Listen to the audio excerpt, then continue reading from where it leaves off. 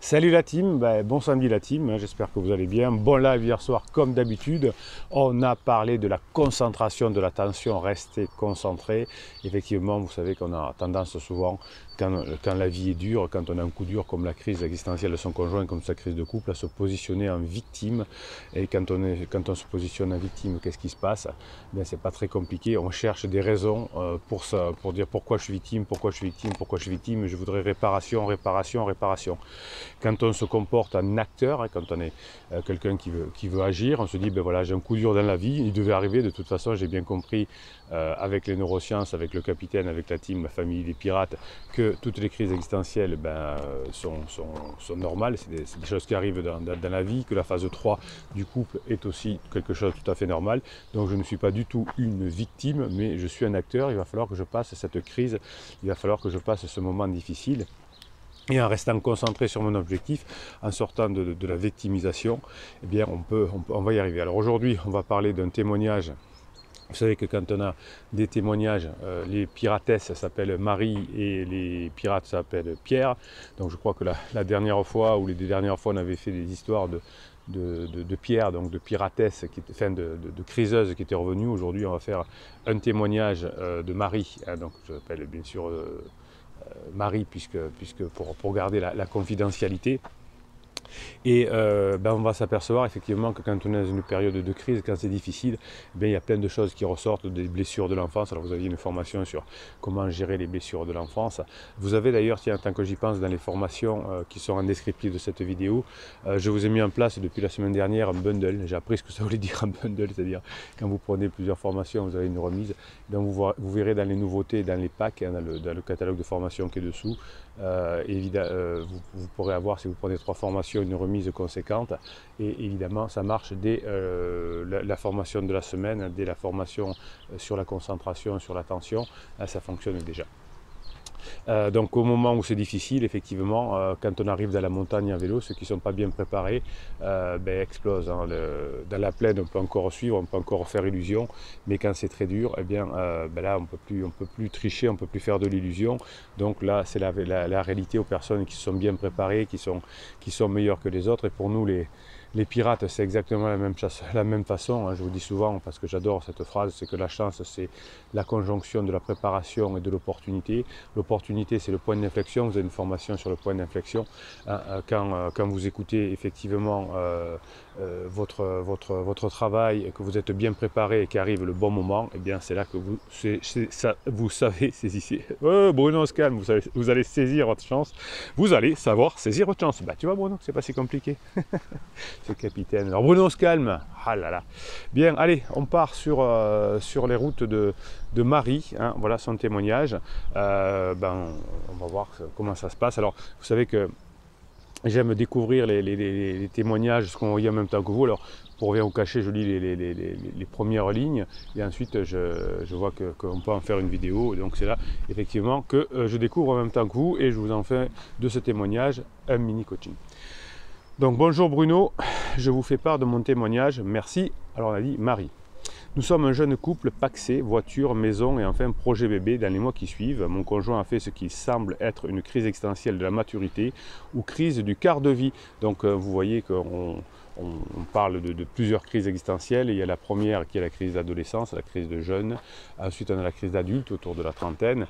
Ensuite, on a la crise ultérieure autour de la cinquantaine. Et alors, vous, pour anecdote, vous me dites souvent, ça ne vous gêne pas que vos concurrents reprennent vos idées, mais on parle beaucoup de ça. Je suis ravi. Voilà, ce n'est pas des concurrents. D'abord, vous savez, on apporte tous notre pierre à l'édifice. Vous êtes des pirates qui ont envie d'avancer avec des choses importantes comme les neurosciences, factuelles, logiques, etc. Il y a des personnes qui aiment peut-être s'en sortir avec des choses un peu plus farfelues. Il en faut pour tout le monde. Le tout, c'est que vous y arrivez. La voie royale, c'est de savoir comment vous fonctionnez, comment fonctionne votre conjoint. Mais pourquoi pas, si quelqu'un a envie d'essayer notre voie, pourquoi pas. Donc effectivement, oui, il y a des crises existentielles 3 fois dans sa vie. Tout s'est déroulé comme vous l'avez expliqué dans votre vidéo. Cependant, à l'époque, je n'étais pas une pirate. Voilà, écoutez, c'est vrai que comme je ne fais pas du tout de marketing, généralement, on me trouve après les personnes qui font du marketing. C'est logique. Voilà. Mais moi, je ne sais pas faire et puis, j'ai pas envie. Pourquoi? Parce que quand on fait du marketing, on fait payer le coût du marketing au client. Hein. Ben, moi, j'ai pas envie. Voilà. Je veux vraiment que vous puissiez avoir des formations abordables, hein, pour que vous puissiez les écouter et prendre toutes celles que vous voulez. Donc, il a changé de travail d'environnement fin 2020. Au moment où je tourne cette vidéo, nous sommes en février 2022.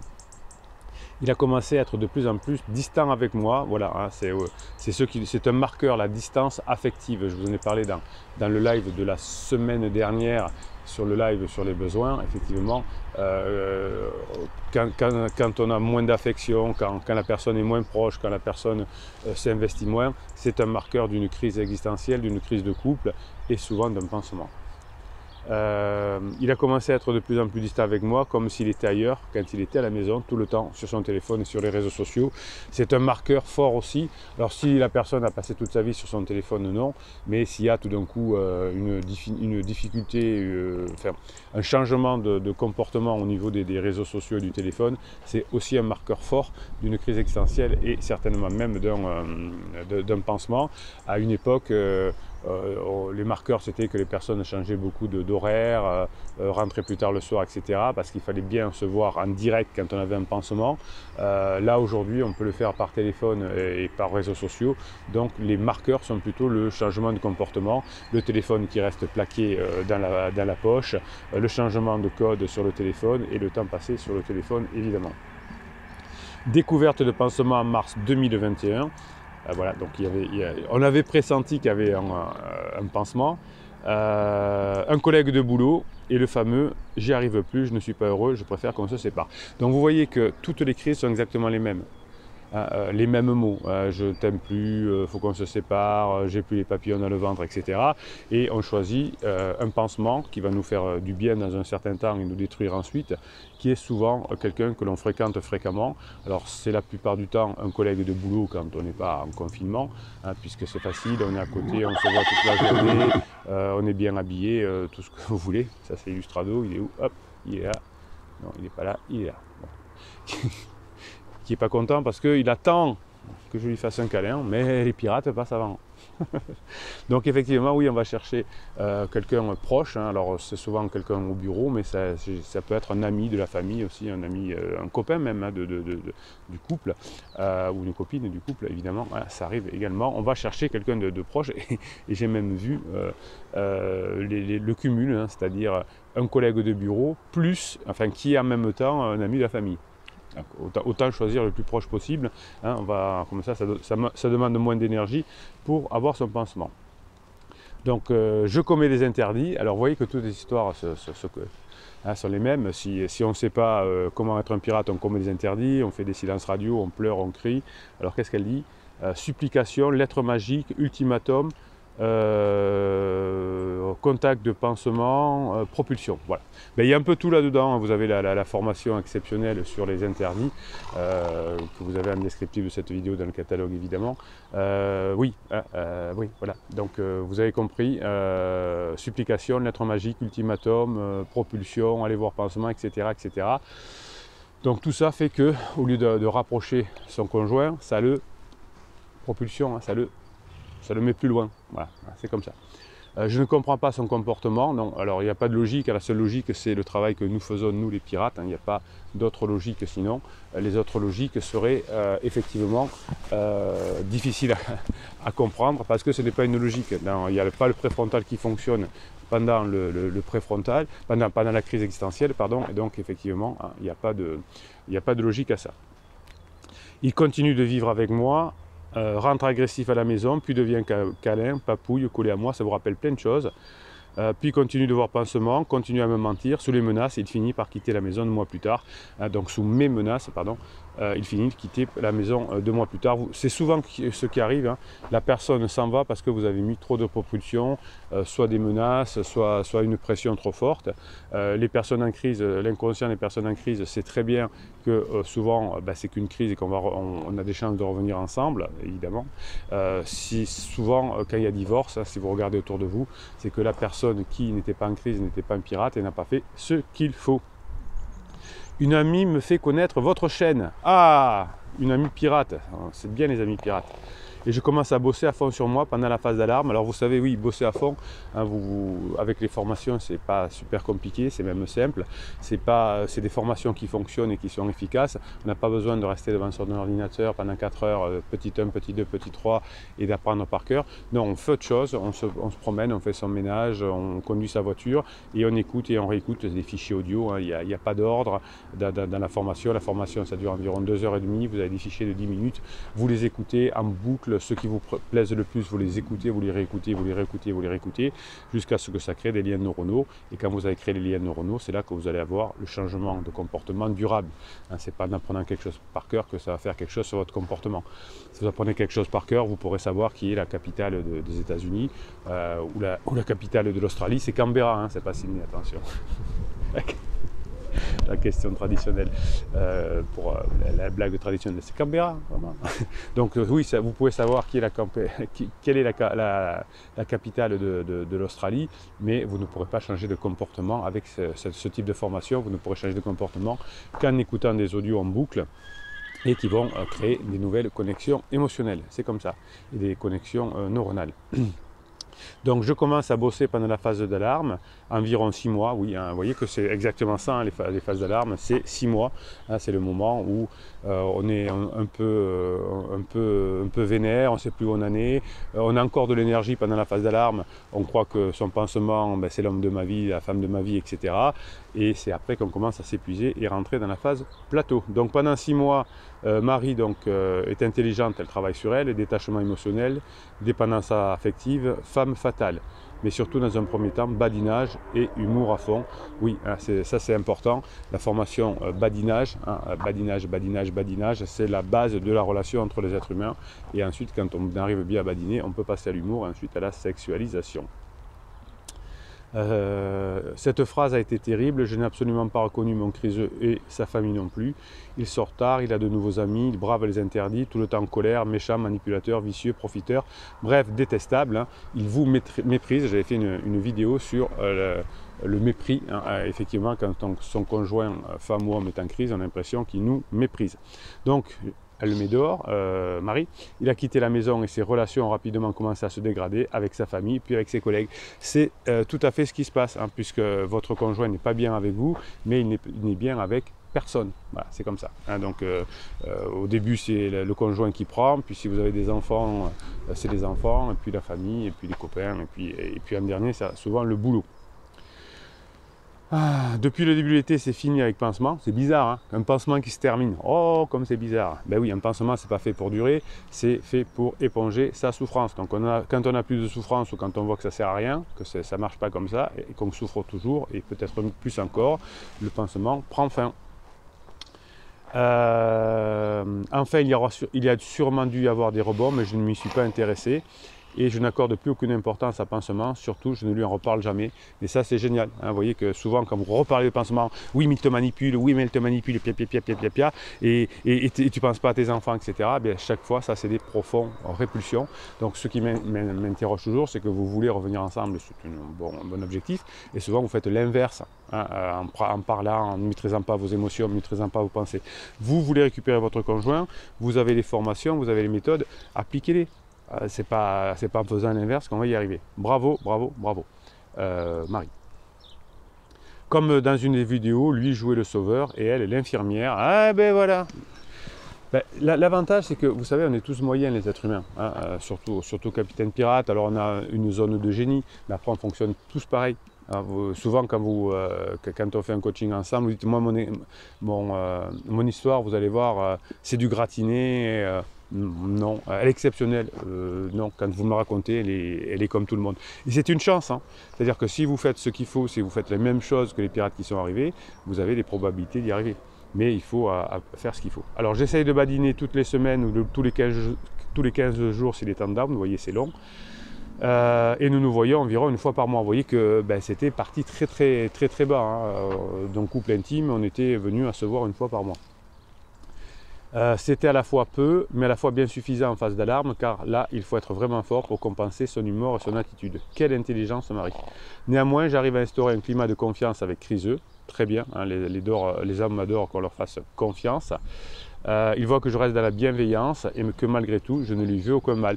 Hein, c'est pour ça que 3 ans après le fait d'être revenus ensemble, souvent on vous dit heureusement que tu as été là. Enfin, quand je dis 3 ans, c'est un ordre de grandeur. Hein. Heureusement que tu as été là. On ne va pas vous le dire tout de suite en revenant, on ne va pas vous le dire dans les jours qui viennent. Vous savez, il y avait une pirate l'autre jour qui avait mis un commentaire là sous les vidéos qui disait oui, mon mari est revenu, oui, on refait l'amour, oui, mais il ne m'a pas encore demandé pardon et je suis frustré. Non, vous l'aurez plus tard. C'est comme ça, c'est pas nous qui fixons les règles, nous on fait que les appliquer et si on les applique, on a des grandes chances d'y arriver.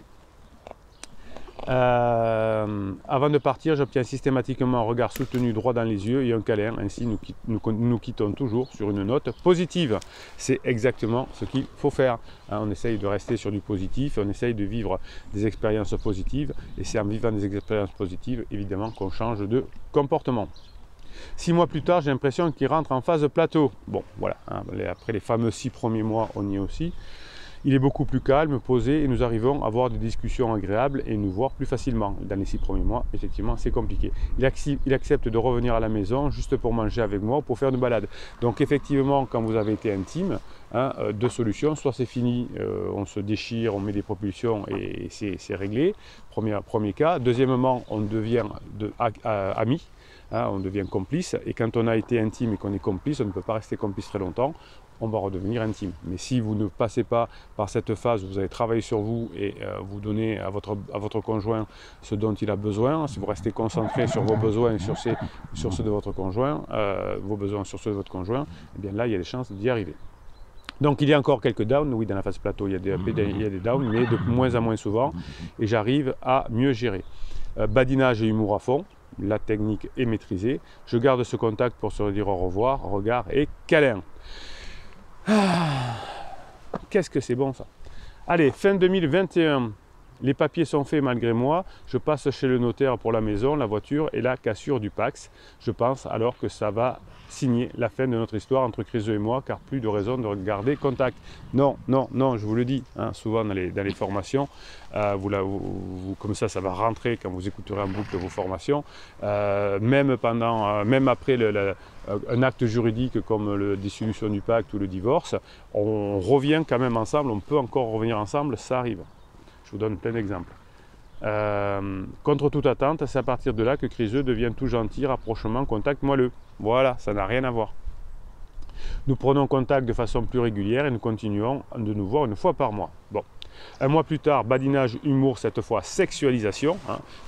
Marie a raison, il faut attendre. Nous, pirates, vous pirates du moins, vous mettez en place le badinage et l'humour, et quand c'est prêt, on passe à la sexualisation. C'est juste quand c'est prêt, il faut attendre que les pâtes soient cuites pour pouvoir les manger. Bizarre, bon. Mon exemple. Criseux m'écrit directement pour prendre de mes nouvelles et non plus de manière cachée comme avant en prétextant des excuses. Oui, au début c'est indirect et en plus ça devient direct. Il est ravi quand je lui propose que l'on se voit, même si pour l'instant cela ne vient pas de lui. Dans un premier temps, c'est vous de faire les premiers pas. Alors des fois vous êtes énervé dans vos commentaires vidéo. Oui, mais c'est toujours moi qui fais les premiers pas. Oui, ben c'est comme ça. Pendant la crise existentielle, c'est toujours celui qui n'est pas en crise qui fait les premiers pas. C'est comme ça.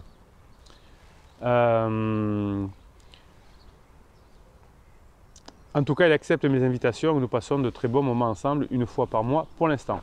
Par contre, nous échangeons plusieurs fois par semaine. Il montre des signes de regret, de timidité. Exemple, je ne veux pas te déranger, je ne veux pas m'inviter tout seul, mais pas de retour pour l'instant. Je ne pense pas avoir eu la phase d'épuisement, même s'il se dit qu'il est vraiment très fatigué. Criseux est plus souvent en up, il apprécie que je lui montre ma présence pendant les downs, mais je reste légère et en retrait. Oui, alors on ne fait pas de silence radio même pendant les downs, on reste dans un contact moelleux, hein, on montre qu'on est là, que pas très longtemps, mais qu'on est toujours là et qu'on est toujours bien. Comme ça, au moment du up, on se rappelle que l'on peut revenir facilement. Ainsi, il ne montre plus aucun signe de colère envers moi, je reste prudente, le chemin est encore long et j'imagine les phases de rebond pas très loin, hein. Ça fait à peu près 1 an et demi si je calcule rapidement, donc effectivement on est dans le bon timing, hein. les choses se déroulent tout à fait traditionnelles. Je ne sais pas de quoi l'avenir sera fait, mais je prends ce qui vient et je n'attends plus rien. Bonne journée à tous, une pirate. Merci Marie pour ce beau témoignage. Vous voyez que vous adorez les témoignages des pirates et des piratesses parce que vous voyez que ça se passe souvent toujours de la même façon, quelque chose de près. Et quand ça marche comme a fait Marie, j'allais dire le vrai prénom, eh bien, il y a des chances effectivement que si vous faites la même chose que Marie, que vous ayez des résultats semblables. Voilà, alors évidemment il y a quelques différences en fonction de votre conjoint, mais les grands principes sont là. Des fois ça va plus vite que d'autres, mais si on fait ce qu'il faut, eh bien on a des grandes chances d'y arriver. Voilà, écoutez, je vous souhaite un bon samedi après le témoignage de Marie. Merci Marie. Vous avez comme Marie les formations descriptives de cette vidéo et vous allez les faire tout en faisant autre chose. Vous savez, dans la journée on a 240 minutes où on ne fait pas des choses genre le travail ou dormir ou même manger, boire. On a ces 240 minutes en plus, donc même si vous faites que en plus pendant ces 240 minutes, on va dire 60 minutes d'écoute de formation, eh bien, il y a des chances que vous puissiez vous améliorer et créer le changement de comportement lié à des nouvelles connexions neuronales. Voilà, allez, Bruno Marchal, il vous dit, vous avez Telegram pour vous donner la grinta, vous avez le groupe Facebook pour vous donner la grinta, et vous me mettez vos commentaires là sous cette vidéo pour remercier d'abord Marie d'avoir fait ce commentaire, et vous me mettez toute la grinta nécessaire pour vous faire plaisir. Chaque fois que vous écrivez des choses positives, vous vous rapprochez d'une grinta. Hein, allez-y, et les autres liront votre grinta, ça va leur donner la grinta, ils vont réécrire de la grinta, etc. etc. C'est aussi une des choses indispensables qui va vous aider à réussir vos objectifs. Et quand vous aurez compris comment récupérer un conjoint en crise, vous aurez compris comment fonctionne la relation humaine, et vous allez pouvoir régler tout ça dans tout, hein, dans votre travail, etc., etc., etc. Bruno Marchal, il adore dire etc. Bruno Marchal, il vous dit, passez la journée que vous méritez.